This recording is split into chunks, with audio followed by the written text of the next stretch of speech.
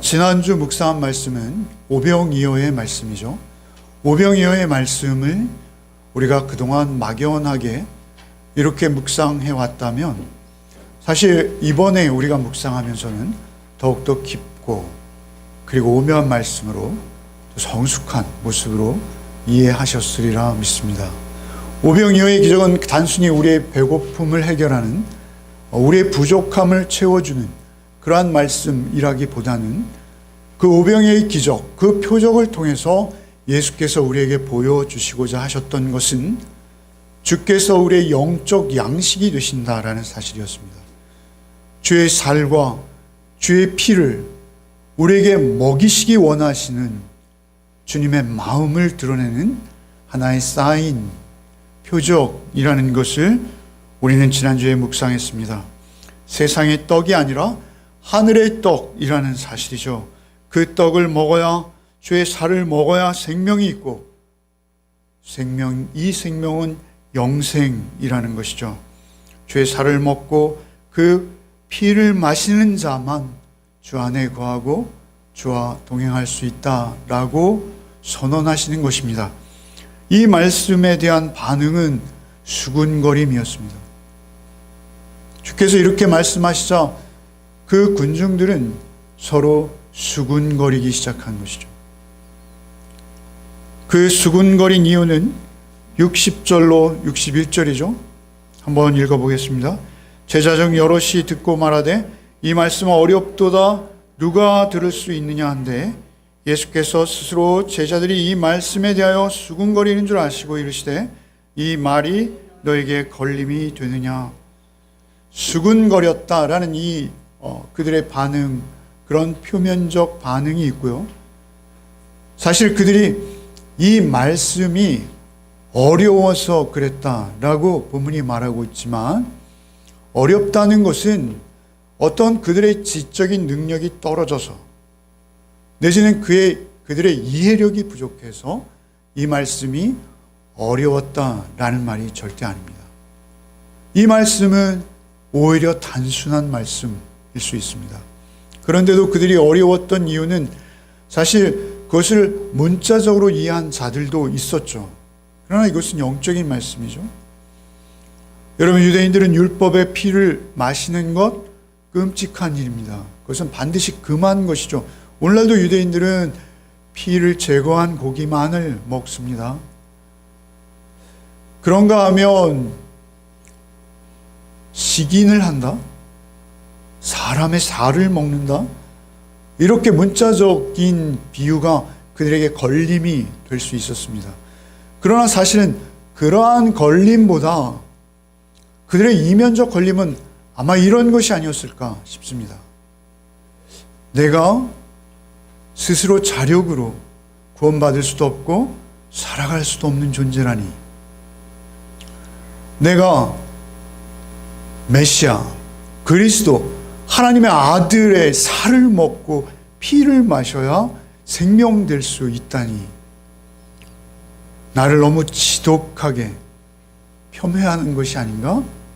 이런 생각이 그들 가운데 있을 수 있다라는 것입니다. 너무나 그들에게 부담스러운 말씀이고 그들이 도저히 받아들일 수 없는 과격해 보이는 사랑이었을 수 있습니다. 그래서 그들은 이 말씀을 받기가 어려운 것이죠. 수군거리는 것입니다. 수군대고 있는 그들. 이 말씀이 나를 너무도 비참하게 하는구나. 내가 그토록 구제불능이란 말인가? 라는 그들의 불만도 있었을 것이다 라고 여겨집니다. 또한 그들이 수군거리며 주님의 말씀을 받을 수 없었던 이유는 그들이 원하는 것은 주님의 살과 피가 아니었습니다. 그들이 원하는 것은 세상의 떡이었습니다. 배부름이죠. 소위 말하면 무상복지인 것이죠.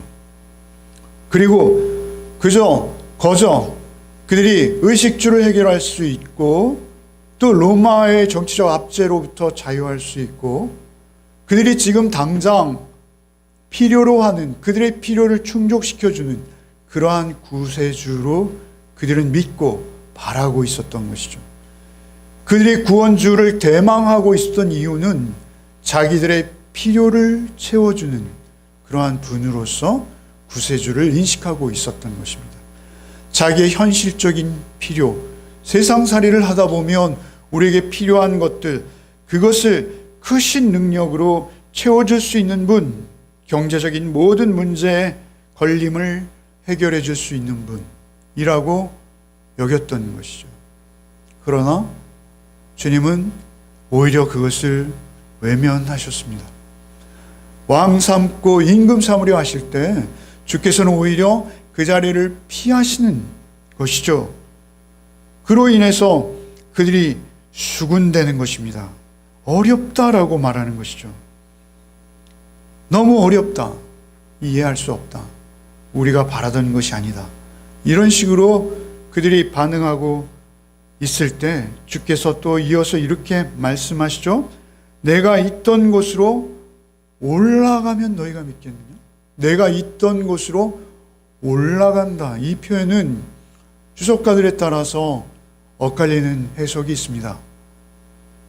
예수께서 아버지께로부터 오셨기에 아버지께로 돌아간다라는 것은 주의 십자가 죽으심을 말하는 것으로 보는 학자들도 있고요. 또는 그저 문자적으로 예수께서 부활하시는 그러한 모습으로 이해할 수도 있습니다. 예수께서 부활하시는 것을 보면, 내가 부활하는 것을 보면 너희가 믿겠느냐라고 반문하시는 것이죠. 못 믿는다라는 것입니다. 십자가의 죽으심, 그 대속의 죽음을 보고도 그들은 믿을 수 없다라는 것입니다. 뿐만 아니라 부활을 보고도 그들은 예수를 믿지 않는다라는 것입니다. 사실이 그랬죠. 예수께서 십자가에 죽으실 때 여러분 주변에는 아무도 없었습니다. 우리가 잘 아는 대로 제자들까지 도망해버렸죠. 그런가 하면 예수께서 부활하셨을 때는 어떻습니까? 예수께서 부활하셨을 때 고린도전서 15장 5절로 6절에 보시면 6절에 특별히 그 외에 500여 형제들이나 예수님의 부활을 목격했다라고 합니다. 바울 사도께서 확인한 500여 형제일 뿐이죠. 사실 예수의 부활을 목격한 자들은 훨씬 많았을 것이라고 학자들은 봅니다. 예수께서 부활하시고 40여일 이 땅에 머무시며 보였던 그 많은 자들, 그들이 예수를 온전히 믿고 따랐다는 증거는 어디에도 없습니다. 오히려 마가의 다락방에는 120명만 모였죠. 오히려 예루살렘의 살벌한 분위기 속에서 그들은 흩어져 버린 것이죠. 예수님의 제자, 수제자였던 베드로도 예수님의 부활을 보고 오히려 내 고향에 가서 고기나 잡으련다 하고 부활을 목격한 처지에 고향으로 내려가 버리는 모습을 우리는 볼 수 있다라는 것이죠. 속절없이 떠나는 것입니다. 역시 그들도 또한 예수님의 이 말씀을 듣자 다 떠나는 모습을 보게 되는 것이죠. 66절에 한번 읽어볼까요? 그때부터 그의 제자 중에서 많은 사람이 떠나가고 다시 그와 함께 다니지 아니하더라. 떠나간 정도가 아니고요. 다시는 예수님과 함께 다니지 않는, 참으로 미련 없이 속절없이 주님을 떠나버렸다라는 것이죠. 그럴 수 있다라는 것입니다. 마치 생명이라도 걸 것처럼 쫓던 자들이 그렇게 자기의 기대가 무참히 무너지자 뒤도 안 돌아보고 밀물처럼 몰려왔던 그들이 썰물처럼 빠져버리는 것이죠. 12명만 남은 것이죠. 12명만 남은 그들. 사실 예수께서 그렇게 살과 피를 언급하지 않으셨다면 그들은 떠나지 않았을 것이죠. 그들은 예수를 떠나지 않았을 것입니다. 그렇다면 예수님의 사역은 굉장히 편하고 쉽고 또 세상에 더 많은 지지를 오히려 십자가에 달리시기 전에 받으실 수도 있었죠. 그러나 예수께서는 그렇게 설교하지 않으셨습니다. 오병이어의 기적을 베푸시고 사람들을 모으기 위한 어떠한 의도도 예수께는 없었습니다. 오히려 그들을 흩어버리신 것이죠. 오늘 우리 교회의 모습과 너무 다르지 않습니까? 오늘 우리 교회의 모습은 세상의 필요를 마치 다 충족시켜 줄 것처럼 행하고 있죠. 물론 그렇습니다. 교회가 세상의 필요를 충족시킬 필요가 있고 또 그 사명도 있습니다. 그럼에도 불구하고 그것은 사소한 것이죠. 오히려 사소한 것이요, 그들에게 정말 필요한 것은 예수 그리스도의 살과 피입니다. 그 살과 피가 없이 그들에게는 아무런 의미가 없는 것이죠. 숫자만 모이는 것, 그것은 그들에게 아무 의미가 없다라는 것이죠. 그 12만 남았습니다. 그 12만 남은 그들, 그 이유를 예수께서는 이렇게 설명하시죠. 65절도 한번 읽어보겠습니다. 그러므로 전에 65절이죠. 또 이르시되 그러므로 전에 너에게 말하기를 내 아버지께서 오게 하여 주지 아니하시면 누구든지 내게로 올 수 없다. 예.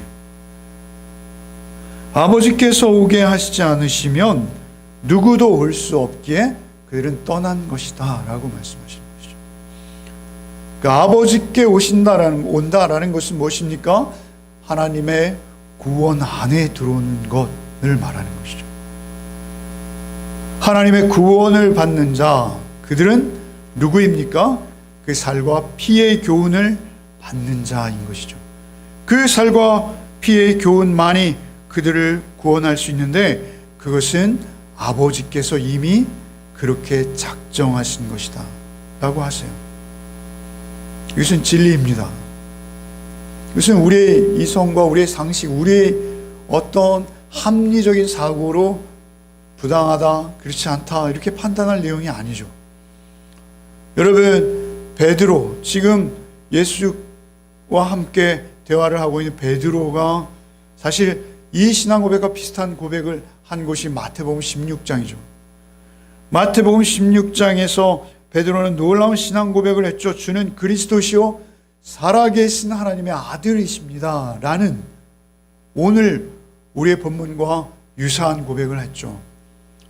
주여 생명의 말씀이 여기 있사오니 내가 뉘게 가리까. 이 말씀과 동일한 것이죠. 주는 그리스도시요 살아계신 하나님의 아들이십니다를 고백했을 때 예수께서 이렇게 말씀하시죠. 마태복음 16장 17절도 한번 읽어보겠습니다. 바요나 시몬아 내가 복이 있도다. 이를 내게 알게 하니는 혈육이 아니요 하늘에 계신 내 아버지시니라. 결국은 하나님께서 그를 깨우쳐 주시지 않으셨다면 그는 알 수 없었다라는 것입니다. 65절에 아버지께서 오게 하여 주시지 아니하시면 누구든지 내게 올 수 없다 라는 하나님의 전적인 은혜라는 것이죠.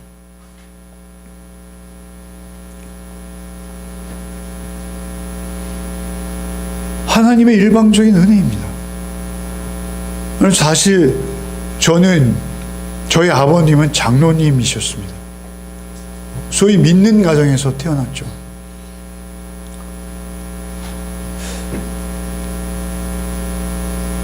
그런 가정에서 태어났는데도 저에게 믿음은 없었습니다.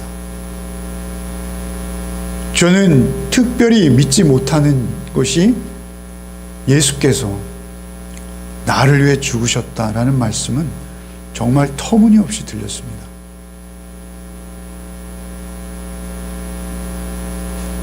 도저히 실감도 안 나고 믿기지도 않았어요.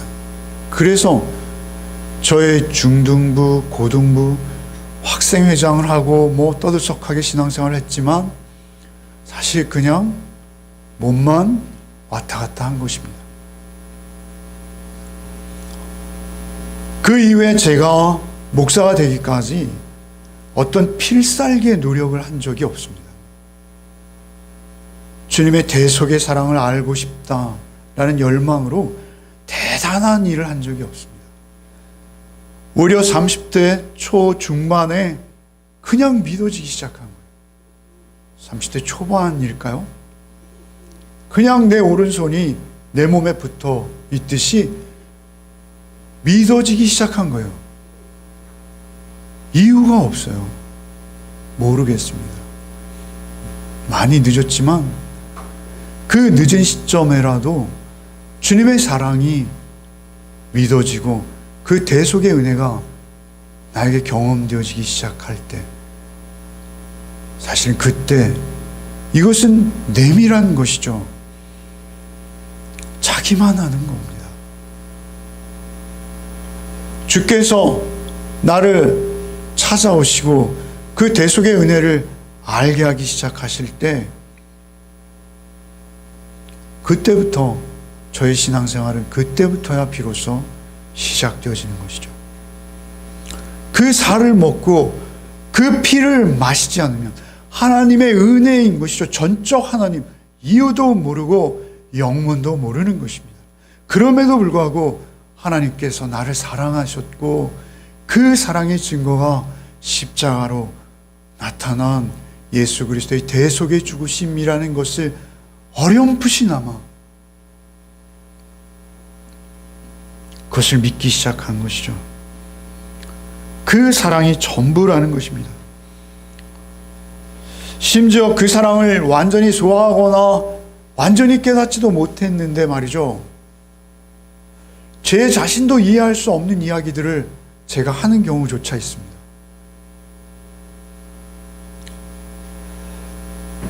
아마 베드로도 그런 것 같아요.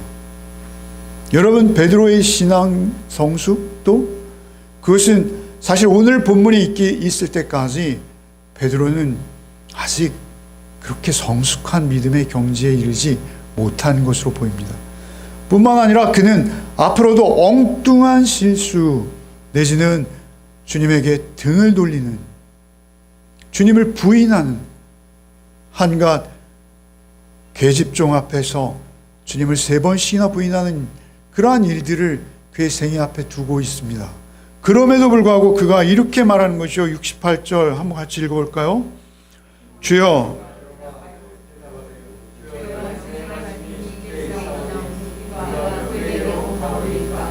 이것은 정말 위대한 고백입니다. 영생의 말씀이 주께 있사오니 주여 우리가 뉘게로 가오리까. 영생의 말씀, 그것은 무엇입니까? 오병이어의 표적을, 기적을 행하시고 그거 먹으면 사는 게 아니야. 너희 조상들은 만나를 먹었으나 죽었어. 너희가 살기 위해서는 내 살과 피를 먹고 마셔야 해. 라는 그 말씀이 영생의 말씀이에요. 영생의 말씀. 그 영생의 말씀이 주께만 있사오니, 주께 있사오니 내가 뉘게로 가오리까. 주여, 퀴리오스입니다. 당신은 나의 생명의 주인, 나의 영생의 주인이십니다. 그 영생의 말씀은 세상 어디에도 없습니다.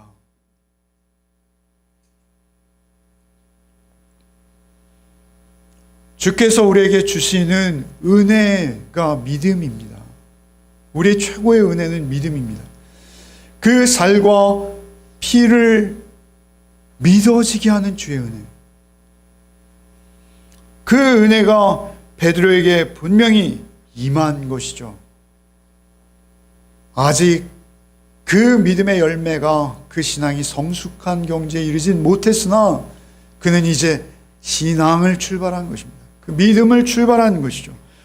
그에게 이제 주의 사랑이, 여러분, 그 생명의 떡은 말이죠, 주의 살과 피는 주의 사랑입니다. 그 사랑을 먹고 마시기 시작하는 것이죠. 주의 영생의 말씀이 주께 있사오니 우리가 누구께 가오리까. 이런 말씀은 어디에도 없습니다.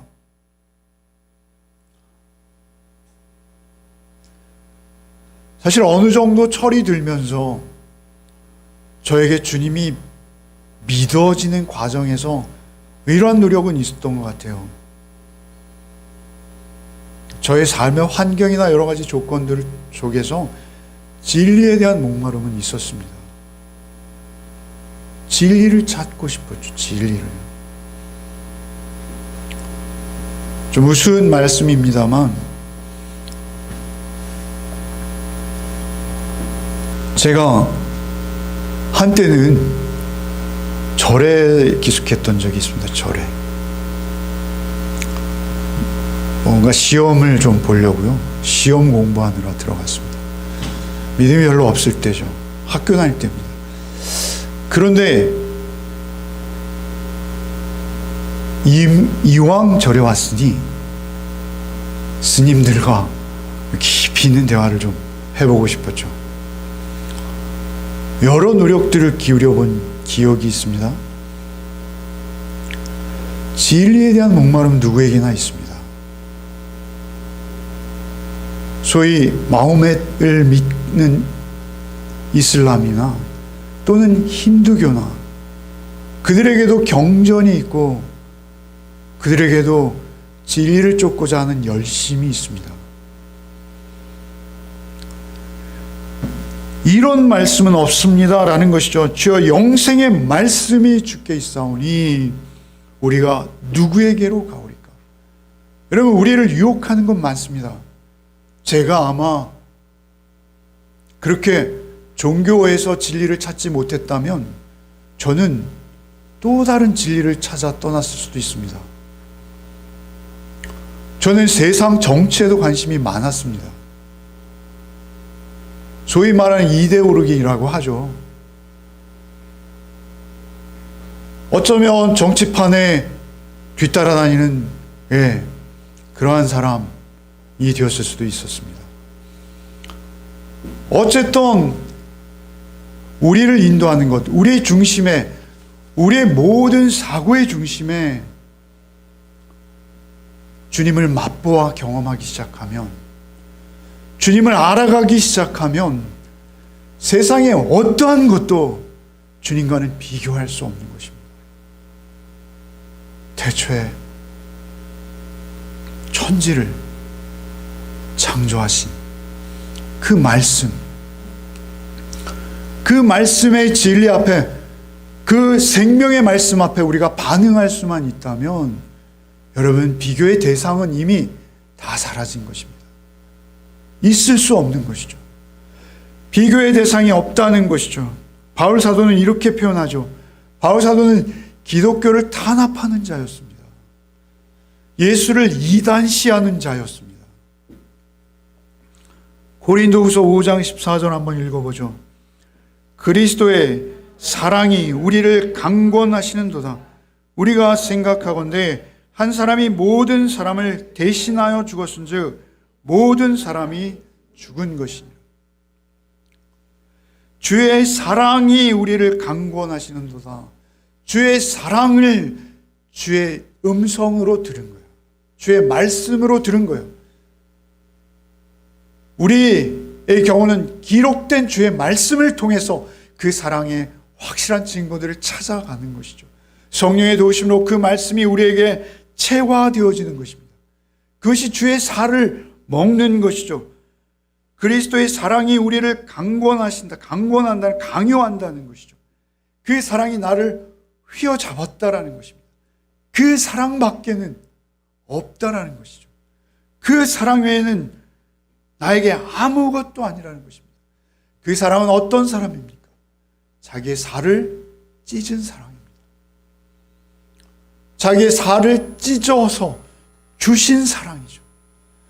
그 신비한 사랑, 우리에게는 너무 과격하고 과분해서 받을 수 없을 것 같은 그 사랑, 그러나 그 사랑이 하나님의 은혜로, 하나님의 섭리로, 하나님의 작정 가운데 나에게 한 조각이라도, 한 부분이라도 그 사랑이 나에게 깨달아지면 나는 없는 거예요. 나는 내 안에 없는 거예요. 그리스도의 사랑이 우리를 강권하시는도다. 우리가 생각하는데 한 사람이 모든 사람을 대신하여 죽었은즉 모든 사람이 죽었다. 예수 믿는 모든 사람은 날 대신해 죽은 예수 안에 죽었다. 갈라디아서 2장 20절 한번 읽어봅시다. 내가 그리스도와 함께 십자가에 못 박혔나니 그런즉 이제는 내가 사는 것이 아니요 오직 내 안에 그리스도께서 사시는 것이라. 이제 내가 육체 가운데 사는 것은 나를 사랑하사 나를 위하여 자기 자신을 버리신 하나님의 아들을 믿는 믿음 안에 사는 것이다. 나를 위하여 자기 자신의 살을 찢으신, 피를 남김없이 흘리신 주님을 만나고 그 믿는 믿음이 내 안에 하나님의 은혜로 자리 잡기 시작할 때 내 안에 나는 죽고 주님만 사셨습니다. 이 고백은 너무나 당연한 것이죠. 주의 사랑을 알아가면 알아갈수록 저는 이 오병이의 말씀에서 살을 먹고 피를 마신다라는 이것이 말이죠. 말씀이 육신에 우리 가운데 거하시는 것이죠. 이 말씀이 진리인가 하여 데살로니가 교인들처럼 그 말씀이 진리인가 하여 그 말씀을 더 붙들고 묵상하며 그 말씀을 알아가기 시작할 때 말이죠. 여러분, 우리는 그 말씀에 붙들릴 수밖에 없습니다. 그리고 그 말씀의 깊이가 점점 깊고 넓고 높아지는 것을 의식할 수밖에 없어요. 다윗도 역시 마찬가지였습니다. 구약의 인물이지만 다윗도 그 선하심을 맛보아 알아가기 시작한 것이죠. 여러분, 시편 34편 8절로 10절 말씀 한번 읽어보시죠. 읽겠습니다. 시작.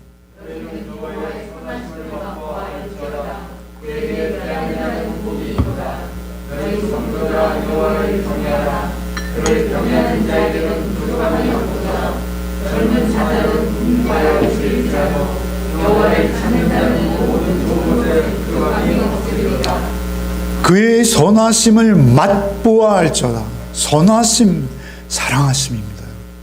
하나님의 사랑을 맛본 자, 그 사랑 안에 거하는 자, 그 사랑에 더욱 갈급해질 수밖에 없는 것입니다. 그 사랑이 우리를 강권하시기 때문에 그렇습니다. 여러분, 다윗은 아내들도 배신했습니다. 여러분, 다윗은 자기가 가장 사랑하고 믿었던 아들들조차 자기에게 발꿈치를 들었습니다. 자기에게 돌아섰습니다. 아내들도 아들들도 자기 주변에 가장 친근하게 나라의 일을 의논했던 자기 신하들, 아이도벨이라든지 요압이라든지 다 자신을 향해 등을 돌리고 떠나갔습니다. 그가 의지할 분은 여호와 한 분밖에 없었습니다. 그 여호와 한 분에게 그가 의지하고 또 의지하고 또 의지할 때마다 그는 놀라운 경험을 하는 것이죠. 그를 의지한 자, 그 여호와의 선하심을 맛보아한 자, 젊은 사자는 궁핍할지라도 젊은 사자는 눈에 보이는 것마다 자기 배를 채울 수 있는 양식이죠. 먹거리입니다. 동물들 그 먹이 피라미드의 최정점에 있죠. 그럼에도 불구하고 그가 굶주릴지라도 나는 배부르다. 나는 모든 만족할 것으로 하나님께서 주시는 하늘로 충만하다. 여호와의 선하심으로 내 안엔 충만하다. 나는 부족한 것이 없다. 라고 고백하는 것이죠. 다윗은 자기가 마지막 숨을 거둘 때까지 여호와의 선하심만 의지할 수 있었던 것이죠. 여러분, 베드로의 고백은 이렇게 이어집니다. 69절. 우리가 주는 하나님의 거룩한 자이신 줄 믿고 알았사옵나이다. 거룩한 자이신 줄 믿고 알았사옵나이다.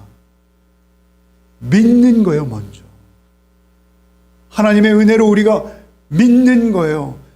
믿을 때 우리는 그전에 알지 못했던 것들을 알아가게 됩니다. 순서에 주목하시기 바랍니다. 이 순서 또한 중요한 것이죠. 믿고 알아가는 것이죠.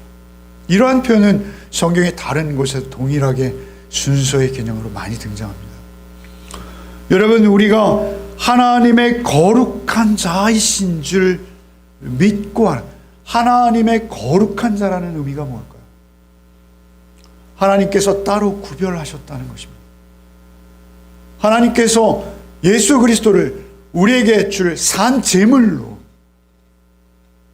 우리의 죄를 대속할 유월절 어린 양 속죄의 제물로 하나님께서 예수 그리스도를 따로 떼어 거룩히 구별하여 사명을 주셨다는 것입니다. 하나님의 거룩한 자이신 줄 믿고 알아가는 거예요. 점점 더 깊이. 로마서 5장 8절 말씀 한번 읽어보죠. 우리가 아직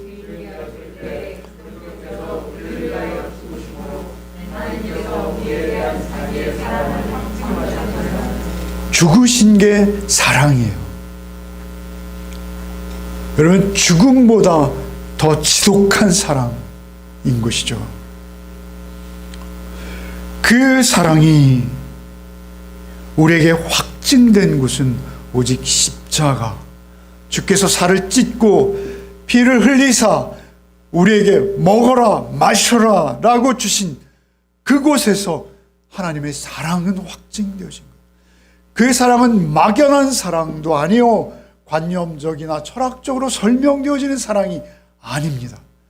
하나님께서 우리에게 거저 값없이 주시는 사랑입니다. 그 사랑이 우리에게 확증되어지는 거예요. 그것이 우리의 구원인 것이죠. 이것은 신약에서만 있는 말씀이 아니죠. 여러분들, 제가 신약의 말씀을 인용할 때마다 구약을 인용합니다. 그 이유는 이 말씀은 예언된 대로 이루어지는 것이다 라는 것입니다. 여러분, 이사야서 53장 4절부터 한번 여러분이 읽겠습니다. 읽겠습니다. 시작.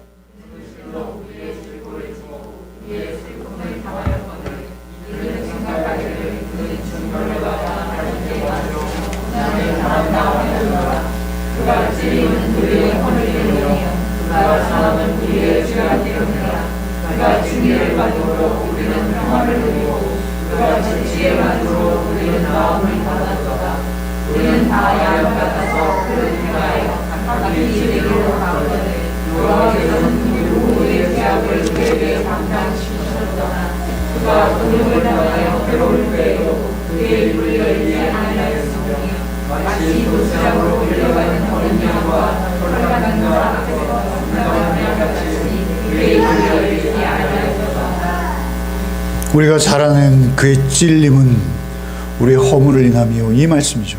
저는 특별히 오늘 이 본문을 묵상하면서 느끼는 건 7절 말씀입니다. 그가 곤욕을 당하여 괴로울 때에도 그의 입을 열지 아니하였으며 마치 도수장으로 끌려가는 어린 양과 털 깎는 자 앞에 잠잠한 양 같았다라고 말씀하시죠. 자신의 살이 찢기고 자신의 피가 흐를 때 예수께서는 아무 말씀도 하지 않으셨다는 것이죠. 예수는 의지적으로 하나님의 거룩하신 말씀 앞에 구별되어진 자기의 사명을 완수하신 것입니다. 예수께서는 살을 찢고 피를 흘리신 거예요. 목적은 하나였습니다. 우리에게 먹이시려고 그렇게 하신 것입니다. 우리에게 먹이시려고 그렇게 하신 거예요. 여러분, 우리의 믿음은 하나입니다. 우리의 믿음은 하나입니다. 그저 예수의 살과 피를 주께서 교훈하신 대로 받아 먹고 마시는 것이 우리의 믿음입니다. 우리의 믿음은 거창한 것이 아닙니다. 그리고 다른 모든 것들은 오히려 우리의 믿음의 부수적인 것들입니다. 우리의 믿음의 핵심은 그의 살과 피를 순종함으로 먹고 마시는 것입니다. 그때 우리는 주의 사랑 안에 거하는 것입니다. 것이죠. 그리고 주의 사랑이 우리를 통해 흐를 수 있는 것입니다. 오직 그 사랑이 나를 강권하시는 삶, 오직 그 사랑만이 나를 이끄시는 삶. 63절에 말씀하시죠. 살리는 것은 영이니 육은 무익하니라. 내가 너에게 이른 말은 영이요 생명이라. 육은 무익하다 하세요. 여러분, 우리는 그 육이 전부인 것처럼 살고 있으나 주께서는 육은 무익하다라고 말씀하시고 영이 생명이라 말씀하세요. 결국 우리의 영만이 영원한 것이요 우리의 영만이 남는 것입니다. 우리의 영이 성령께서 함께 하실 때만 생명인 것이죠. 여러분, 요한복음 15장 9절 말씀, 요한복음이죠. 아버지께서 나를 사랑하신 것 같이 나도 너희를 사랑하였으니 나의 사랑 안에 거하라. 나도 너희를 사랑하였으니 나의 사랑 안에 거하라. 그 사랑 안에 거하라 하신 주님의 권면은 사실 주의 살을 먹고 내 피를 마시라라는 것입니다. 하나 되자는 것이죠. 그래서 이것을 어렵게 설명하지 않으시고 오히려 우리가 먹지 않으면 죽는 밥과 빵의 비유에서 말씀하시는 거죠. 우리에게 체화되어야 되기 때문에 그래요. 극히 개인적인 거예요. 로마로부터 그들이 정치적으로 자유하는 국가를 어떻게 해보겠다는 게 아닙니다. 예수께서 우리 한 영혼을 주목하시고 그 영혼에게 찾아오시는 거예요. 너희가 정직한 영으로 이 땅 가운데 그리스도인으로 생명의 삶을 살기 위해 내 살과 피를 밥 먹듯 먹어라. 매일매일 먹어라. 그래야 살 수 있다. 그것을 물으시는 것이죠. 그래서 예수께서 부활하시자 베드로에게 찾아오셔서 물으신 건 하나예요. 내가 나를 사랑하느냐? 라고 그 말씀을 물으실 때 여러분, 화롯불, 그 모닥불 위에 생선을 구우시고 떡을 구우십니다. 그 떡을 구워서 먹이시죠. 사랑입니다. 사랑. 사랑으로 먹이시기 원하시는 거예요. 사랑을 먹을 때 우리가 살 수 있습니다. 그 사랑이 우리를 살리요. 그 사랑이 우리를 가족되게 하는 것이요. 그 사랑만이 우리를 주의 자녀요. 그 사랑만이 우리에게 영원한 생명이 되신다라는 사실입니다. 주의 사랑이 베드로에게 충만했죠. 그래서 우리가 잘 알들이 전승입니다만 이것은 사실이에요. 역사적 사실. 베드로 사도께서는 십자가에 거꾸로 죽으시죠. 베드로 사도께서 사역을 하시는 중에 많은 배신과 우여곡절이 있으셨을 것입니다. 가족도 떠나고 끝내는 십자가에 달리셨을 때 아무도 그를 도울 수 없는 그 철저히 그걸로 남은 그 시간에 나는 편안히 십자가에 죽을 수 없으니 내 주님 달리신 십자가 나는 거꾸로 받기를 원합니다. 어떻게 이런 고백을 할 수 있었을까요? 그의 사랑의 관계가 더욱 깊고 풍성해진 것입니다.